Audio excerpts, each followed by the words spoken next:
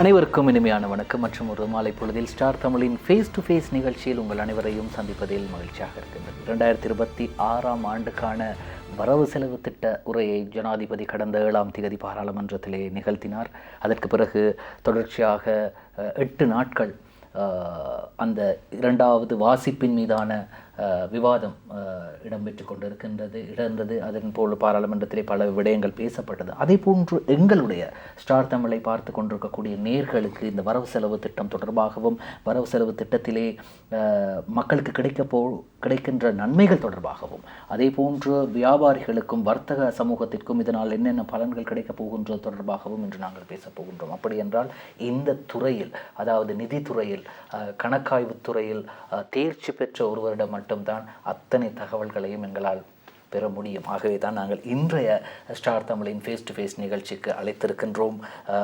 பட்டய கணக்காளரும் அதே போன்று வரி மற்றும் முகாமைத்துவ ஆலோசகரும் ஏஜிஎஸ் சர்மா அண்ட் கம்பெனியின் முகாமைத்துவ இயக்குனருமாகிய ஏஜிஎஸ் சுவாமிநாதன் சர்மா அவர்களை அன்போடு வரவேற்கின்றோம். வருக என்று. வணக்கம். உங்களுக்கும் உங்கள் நேர்கள் அனைவருக்கும் இனிய வணக்கத்துடன் இந்த நிகழ்ச்சியை ஆரம்பிப்போம். 2026ஆம் ஆண்டுக்கான வரவு செலவு திட்டத்தை பாராளுமன்றத்திலே ஜனாதிபதி அனுரகுமார திசாநாயக்க சமர்ப்பித்து, அது மட்டும் இல்லாமல் ஒரு சாதனையும் படைத்திருப்பதாக கூறப்படுகின்றது. 4.5 மணித்தியாலயங்கள் தொடர்ச்சியாக நீங்கள் மிக சிறந்த ஒரு பட்டய கணக்காளராகவும் அதே போன்று அனுபவசாலியாகவும் இருக்கின்றீர்கள்.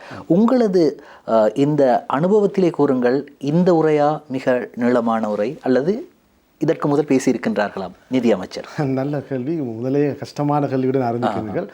உண்மையாகவே இது ஒரு வரலாற்று சாதனை என்று தான் சொல்லுகின்றேன். ஏனென்று சொன்னால் ஒரு ஜனாதிபதியானவர் அந்த வெறுமனே அந்த ஒற்றைகளை வாசிக்காமல் அந்த மக்களுக்கு மிகவும் தெளிவாக கூறியிருந்தார். அந்த தெளிவு ஏனென்று சொன்னால் பொதுவாக இந்த வரவு செலவத்தில் பார்க்கணும், பெரிதாக வரி மாற்றங்கள் இல்லை. ஆனால் அவர் என்ன செய்தார் என்றால் எவ்வாறு பொருளாதாரத்தை, அதாவது சரிந்த பொருளாதாரத்தை, அந்த கொரோனாக்கு பின் பாரிய பொருளாதார பாதிப்பை அடைந்து நாடே வங்குரோத்தடைந்த நிலையில் இருந்தது. அந்த பொருளாதாரத்தான் அவரை கையில் எடுத்தார். அந்த உண்மையாகவே இந்த அரசாங்கத்தின் கன்னி வரவு செலவு திட்டமாகத்தான் நாங்கள் கருத வேண்டும். என்னென்னா போன முறை அவர்கள் செய்திருந்தாலும் ஒரு குறுகிய காலத்தில் தான் அவர்கள் அதை கொண்டார்கள்.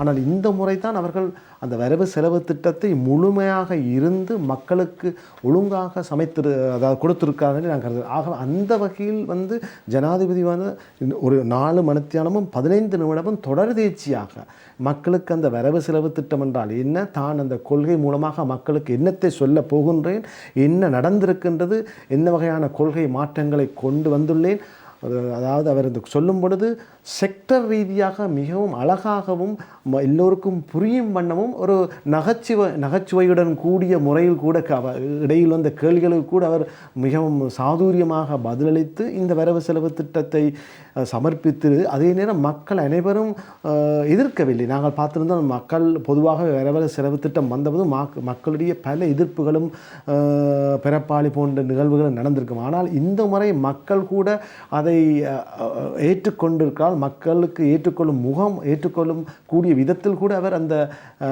வரவு செலவு திட்டத்தை நிதியமைச்சர் என்ற முறையில் அவர் தயாரித்திருப்பது நீங்கள் சொன்னது போன்றது எனது கண்ணோட்டத்தில் ஒரு சாதனையாகத்தான் நான் கருதுகின்றேன். நிச்சயமாக.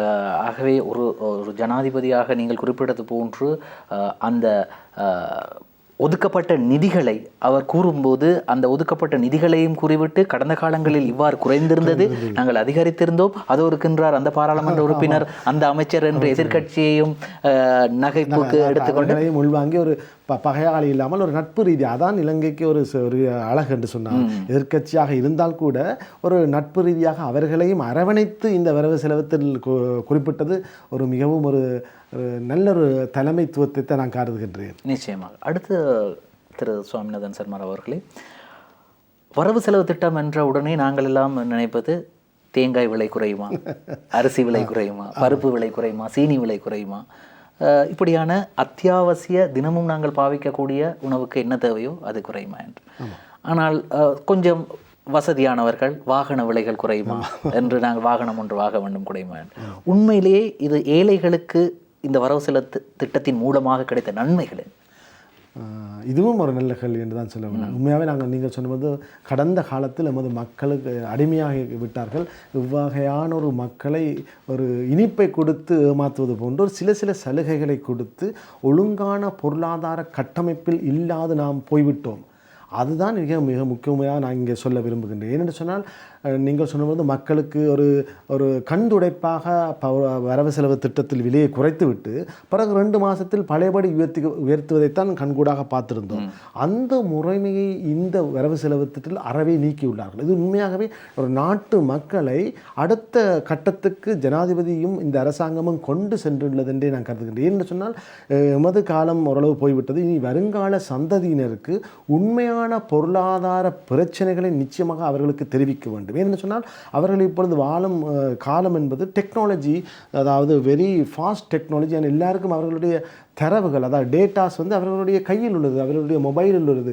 Data transformation very quick. அவர்கள் உலகத்தில் என்ன நடக்குதுன்னு அவர்களுக்கு தெரியும். ஆகவே வருங்கால சந்ததியினருக்கு ஒரு பொய்யையோ அல்லது உண்மைக்கு புறம்பான ஒரு தரவுகளை கொடுத்து அல்லது போலியான வாக்குறுதிகளை கொடுத்து வரவு செலவு திட்டம் நன்றாக இருக்கின்றது, இந்த அரசாங்கம் தயாரித்துள்ளார்கள் என்ற மாதிரியான பொய்யான முறையில் வர முடியாது. அதை உணர்ந்து தான் அரசாங்கமானது அவ்வகையில் செல்லாமல் இந்த வரவு செலவு திட்டம் மிக முக்கியமாக அரசாங்கம் செய்துள்ளது என்னென்றால் பொருளாதாரத்தில் ஒரு டிசிப்ளினை உருவாக்கியுள்ளார்கள். அதாவது ஒழுக்கத்தை என்று சொன்னால் பொருளாதாரம், அதாவது பொருளாதாரம் என்று சொன்னால் மேக்ரோ லெவல் மைக்ரோ லெவல் என்று இருக்கும். மேக்ரோ லெவல் என்று சொன்னால் முழு அரசாங்கத்தை நோக்கியதாகவும் அந்த நோக்கம் உலக பொருளாதாரத்தை சார்ந்திருக்க வேண்டும். ஏனென்று சொன்னால் எமது நாட்டை மாத்திரம் கருதி நாங்கள் இயங்க முடியாது. ஏனென்று சொன்னால் பெட்ரோல் விலை, அதாவது மசகு எண்ணெயின் விலையை பார்க்க வேண்டும், இலங்கையின் அந்நிய செலவான இருப்பை பார்க்க வேண்டும், எமது ரூபாய் மற்ற நாணயத்துக்கு ஏற்ற வகையில் எவ்வாறு பெறுமதி கூடுகின்றதா குறைகின்றதா, வெளிநாட்டு முதலீட்டாளர்கள் வருவார்களா இல்லையா போன்ற மேக்ரோ லெவல் உலக சார்ந்த உலகம் முழுமையான ஒரு உலகம் நோக்கிய ஒரு பொருளாதார பார்வை மூலமாகத்தான் எமது பொருளாதாரத்தை கட்டியெழுப்ப வேண்டும். அந்த வகையில் பொருளாதார வளர்ச்சி, அதாவது எமது நாட்டினுடைய கொள்கையை ஒரு முறையாக ஒரு ஸ்ட்ரக்சர் பண்ணி ஒரு நிர்வாக கட்டமைப்புக்குள் இந்த வரவு செலவு திட்டத்தின் மூலம் கொண்டு வந்துள்ளார். அதாவது ஒரு பொருளாதாரத்தை மிகவும் மிகவும் ஒழுக்கமான முறையில் ஒரு வரைபடம் போன்று கட்டி எழுப்பி ஒரு நல்ல ஒரு அத்திவாரத்தை போட்டுள்ளார் என்றே நான் கருதுகின்றேன். நிச்சயமாக ஒரு நாட்டினுடைய வரவு செலவு திட்டத்தை தயாரிக்கும் போது இறுதியிலே அவர் நன்றி தெரிவிக்கும் போது கூறியிருந்தார், ஏற்கனவே பிரதி அமைச்சராக இருந்த அர்ச்சன சூரிய பெருமை நிதி அமைச்சின் செயலாளராக தற்போது இருப்பவர், அவரும் அவருடைய அமைச்சின் அதிகாரிகளும் இந்த வரவு செலவு திட்டத்தை தயாரிப்பதற்காக இரவு பகல் பாராமல் அவர்கள் பாடுபட்டார்கள் என்று ஜனாதிபதி கூறியிருந்தார். உண்மையில் இந்த வரவு செலவு திட்டத்தை தயாரிக்கும் போது உங்களுக்கு தெரிந்த அளவில் நிதி ஆலோசகர்கள் அல்லது இந்த நிதித்துறையிலே இருக்கக்கூடிய வல்லுநர்களிடம் ஜனாதிபதியோ அல்லது நிதி அமைச்சின் சார்பான அதிகாரிகளோ அறிவுரை கேட்பார்களா? ஆமாம், நிச்சயமாக. என்னென்னு சொன்னால் நான் பட்டய கணக்கால் சார்ட்டர்ட் அக்கௌண்டாக இருக்கின்றேன். சார்ட்டர்ட் இன்ஸ்டிடியூட்டின் மூலமாக ஒரு நிபுணத்துவம் வாய்ந்த குழுக்கள் மூலமாக அதாவது பட்ஜெட் முன்மொழிவுகளை கேட்டிருந்தார்கள். நாங்களும் தனிப்பட்ட முறையிலும் சமர்ப்பித்திருந்தோம். அதே நேரம் எமது இன்ஸ்டிடியூட் மூலமாக கூட ஃபைனான்சியல் வங்கி மூலமாக பெற்றுக்கொண்டிருந்தார்கள். மற்ற பொருளாதார வல்லுநர்கள், மத்திய வங்கி போன்ற துறைசார் நிபுணர்களிடம் உள்வாங்கப்பட்டுத்தான் ஒவ்வொரு வரவு செலவு திட்டம் தயார்படுத்த வருகிறது. ஆனால் இந்த முறை அவர்களுடைய தரவுகளை உள்வாங்கி முறையாக ஒரு மக்கள் ஏற்றுக்கொள்ளக்கூடிய விதத்திலும் அதே நேரத்திலும் பொருளாதாரத்தை பாதுகாக்கக்கூடிய விதத்திலும் இந்த வரவு செலவு திட்டம் வந்துள்ளது. ஏனென்று சொன்னால் நாங்கள் பல ப்ரொபோசலை கொடுத்திருந்தோம், அது உள்வாங்கப்பட்டுள்ளது. ஆகவே நமக்கு தெரியும் இந்த வரவு செலவு திட்டமானது எல்லோருடைய நிபுணர்களின் கருத்தை பெற்றுத்தான் வெளி வந்துள்ளது என்றே நான் கருதுகின்றேன். அடுத்து இந்த வரவு செலவு திட்டத்திலே வரிகளில் மாற்றங்கள் நிகழ்ந்திருக்கின்றது, அது தொடர்பாக. ஆமாம், இந்த வரவு செலவு திட்டத்தில் நான் இருக்கிற வரலாற்று சாதனை என்று சொன்னீர்கள். இதுவும் ஒரு வரலாற்று சாதனை. இந்த பாதத்தில் இந்த வரவு செலவு திட்டத்தில் தான் பெரிதாக ஒரு வரி கூட கூட்டவில்லை. உண்மையாக ஒரு சாதனை. அதாவது சிகரெட் விலை கூட கூட்டவில்லை. ஒரு வரி, இன்கம் டேக்ஸ் ஆகிற நேரடி வரியாக இருக்கலாம் அல்லது மறைமுக வரியாக இருக்கலாம். ஆனால் இந்த முறை வரவு செலவு திட்டத்தில் தான் ஒரு வரி கூட கூட்டாமல் அரசாங்கம் இந்த வரவு செலவு திட்டத்தை தயாரித்துள்ளார்கள். இதை கூட ஹர்ஷ டி சில்வா எதிர்க்கட்சியில் இருப்பவர் கூட நன்றி தெரிவித்துள்ளார். அந்த வகையில் புகழ்ந்திருந்த அந்த வகையில் ஒரு எதிரலையில் இருப்பவர் கூட அதில் நீங்கள் கேட்டது போக வரி சம்பந்தமான ஒரே ஒரு ஸ்ட்ரக்சரில் சேஞ்ச் செய்துள்ளார்கள். அந்த வெட் வரியையும் சமூக பாதுகாப்பு அறவீட்டுத் தொகை, அதாவது வெட்டும் எஸ்எஸ்சிஎல் என்ற 2 வரியுடைய அதாவது பேஸ் என்று சொல்லுவோம். இவ்வளவு காலமும் இருக்கின்றது 60 மில்லியனுக்கு மேலாக புரள்வு, அதாவது வருமானம் இருந்தால் அவர்கள் வெட் வரிக்கும் எஸ்எஸ்சிஎல்லுக்கும் நிச்சயமாக கட்டாயமாக பதிவு செய்து அதை கட்ட வேண்டும் என்ற நிலை இருந்தது.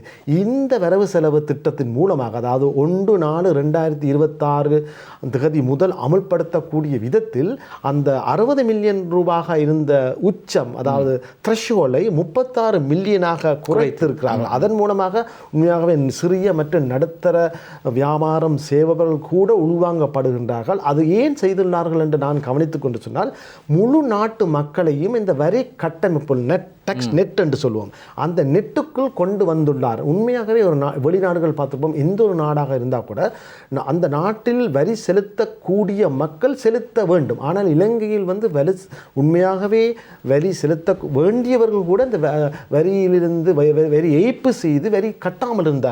இந்த முறைமை ஸ்ட்ரக்சரல் சேஞ்சஸ் மூலம் அரசாங்கம் ஜனாதிபதியார்கள் வரி செலுத்துவர்களை நிச்சயமாக உள்வாங்கியிருக்கிறார். ஆகவே நீங்கள் கேட்ட கேள்வி என்று சொன்னால் ஒரே ஒரு மாற்றம், வெட்டினுடையதும் எஸ்எஸ்சிஎல்லினுடைய த்ரெஷ்ஹோல்ட் லிமிட்டை 60 மில்லியனிலிருந்து 36 மில்லியனாக குறைத்து எல்லோரும் வரி செலுத்த அமைப்பை உருவாக்கியுள்ளார். அதேதான் ஒரே ஒரு மாற்றமே ஒழிய மற்றும்படி ஒரு வரி மாற்றங்களும் ஏற்படவில்லை என்றே நான் சொல்கின்றேன். ஆகவே ஜனாதிபதி நினைத்திருந்தால், இப்படியும் கூறப்படுகின்றது, ஜனாதிபதி நினைத்திருந்தாலோ அல்லது திரைச்சேரி நினைத்திருந்தாலோ, நிதி அமைச்சின் அதை செயற்திட்டப்படுத்துபவர்கள் நினைத்திருந்தாலோ கொஞ்சம் இந்த மக்களினுடைய அடிப்படை தேவைகளுக்கான உணவுப் பொருட்களின் விடையை குறைத்திருக்கலாம் தானே என்ற ஒரு கேள்வி வருகிறது. ஆமாம், இது இந்த வரவு செலவு திட்டத்தின் மூலம் உணவுப் பொருட்களையோ சிறிய சிறிய பொருட்களின் விலையை தீர்மானிக்க முடியாது. உண்மையாக பொய்யான தகவல். ஏனென்று சொன்னால் ஒரு பொருளுடைய விலையானது கேள்வி நிரம்பலுக்கு ஏற்றுதான் நாங்கள் மாற்றம் அடையும். அதாவது எக்கனாமிக்ஸில் பேசிக் தியரி என்னென்றால் டிமாண்ட் அண்ட் சப்ளை, கேள்வி நிரம்பல்.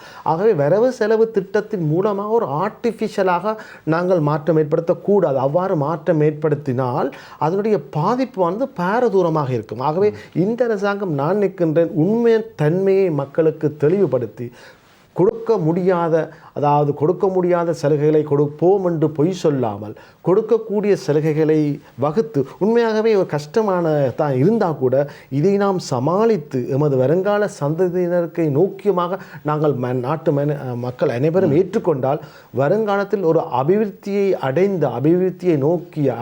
அடைந்த இலங்கையை நிச்சயமாக உருவாக்க முடியும். நிச்சயமாக. ஆனால் உங்களிடம் நான் அந்த கேட்ட கேள்விக்கு நீங்கள் பதில் தருகின்றீர்கள். ஆனால் பொதுவாகவே இதை பார்த்து கொண்டிருக்கக்கூடிய மக்கள் கேட்பார்கள், அப்போ தேர்தல் வாக்குறுதிகளை ஜனாதிபதி வழங்கும் போது, தேர்தலுக்கு முன்னதாக ஜனாதிபதி குறிப்பிட்டார், பெட்ரோல் விலை 50 ரூபாய் குறைக்க முடியும் என்று. ஆனால் உண்மையாகவே குறைத்திருப்பார். உலக பொருளாதாரத்தில் இப்போ நான் கூட ஜனாதிபதியாக இருந்தால் என்ன செய்யப்போம், உலகத்தை வாக்குறுதி மசகு வெண்ணெய் இல்லை, அப்படி இல்லை. இல்லை, நீங்கள் ஜனாதிபதி தேர்தலுக்கு போட்டியிடுகின்றீர்கள் என்றால் நீங்கள் பொய் வாக்குறுதிகளை வழங்குவீர்கள். இல்லை இல்லை இல்லை, அப்படி சொல்ல அவர் 50 ரூபாய்க்கு வழங்குவேன்னு சொன்னால் 50 ரூபாய் குறைப்பேன் என்று சொன்னார். 50 ரூபாவாக குறைத்திருப்பேன் என்று சொல்ல. உலக பொருளாதாரத்தில் மசகு எண்ணெய் கூடும் பொழுது இங்கே நாங்கள் குறைக்கவே முடியாது. ஆனால் உண்மையாகவே நாங்கள் என்று சொன்னால் எமது ரூபாவும் பெறுமதி குறைந்து வருகின்றது. அதே நேரம் மசகு உலகத்தில் பல நாட்டில் யுத்தம் நடக்கின்றது. ஆகவே அந்த ஈரான் போன்ற நாடுகளில் அகழ்வுகளே குறைவுள்ளது. ஆகவே உலகத்தினுடைய சப்ளை குறையும் பொழுது அங்கே விலையும் கூடிக்கொண்டு இருக்கும் சந்தர்ப்பத்தில் வழங்கக்கூடியிருந்தால் எமக்கே தெரியும் என்று சொன்னால் ஒரு நாட்டை ஆளுகின்ற ஜனாதிபதிக்கு தெரியாதா? அதாவது நான் கேட்ட கேள்வி கணக்காளர் ஐயா அவர்களே, மக்கள் கேட்கின்றனர். அந்த மக்களுடைய கேள்விகள் இருக்கின்றது. அதாவது இந்த நிகழ்ச்சியை பொறுத்தளவில் மக்கள் சார்பில் தான் நாங்கள் இந்த கேள்விகளை முன்வைக்கின்றோம். நல்ல கேள்வி. ஆனால் மக்களும் புரிந்து கொள்ள வேண்டும் என்று சொன்னால், நாங்கள் வாழுவது உலகத்தில், அதாவது எமது வீடையோ எமது நாட்டையை நாம் மாத்திரம் இனி கருதாமல் உலகத்தில் நடக்கின்ற நடப்புகளையும் நாங்கள் நிச்சயமாக செவிசாய்த்து அதனுடைய தாக்கத்தையும் புரிந்து கொள்ள வேண்டும். அதன் மூலம் என்னென்னு சொன்னால், எமது நாடு 90% பொருட்களை இறக்குமதி செய்கின்றது. ஆகவே நாம் உள்நாட்டு உற்பத்தி மூலமாக நாங்கள் பெரிய எமது தேவையை பூர்த்தி செய்ய முடியாது இருக்கின்றோம். ஆகவே வெளிநாட்டில் ஏற்படுகின்ற மாற்றங்களை, தாக்கங்களை அரசாங்கம் ஓரளவு தான் பெற்றுக்கொள்ளும். அதை பார்த்துருப்போம். அதனால்தான் பல அரசாங்க நிறுவனங்கள் லாபத்தில் இயங்காமல் பாரிய நட்டத்தில் இயங்குகின்றது. ஆகவே அந்த வகையில் அந்த பல தசாப்தங்களாக அந்த நட்டத்தில் மானிய விலையில் கொடுத்துத்தான் இந்த அரசாங்கம் இந்த நாடு பொருளாதார சீரழிவை அடைந்தது. ஆகவே இனியும் நாட்டு மக்கள் அதாவது நாங்கள் உண்மையாகவே நான் இதை சொல்ல வேண்டும் என்றால், நாம் தேவைக்காக ஒரு பொருளை கொள்வனவு செய்வதன் வாயிலாக உதாரணமாக நாங்கள் அதன் வாயிலாக செல்ஃப் டிசிப்ளின் மூலமாக நாட்டை நிச்சயமாக கட்டியெழுப்ப வேண்டும் என்று நான் கேட்டுக்கொள்கின்றேன். நிச்சயமாக தொடர்ந்து பேசலாம். இன்னும் நிறைய கேள்விகள் இருக்கின்றது. பட்டய கணக்காளர் ஐயா ஏஜிஎஸ் சுவாமிநாதன் சர்மா அவர்களிடம் கேட்பதற்கு இன்னும் நிறைய கேள்விகள் இருக்கின்றது. எனவே எங்களுடைய அடுத்த பகுதியில் கேட்கலாம். ஸ்டார் தமிழின் ஃபேஸ் டு ஃபேஸ் நிகழ்ச்சியில் ஒரு சிறு விளம்பரம்.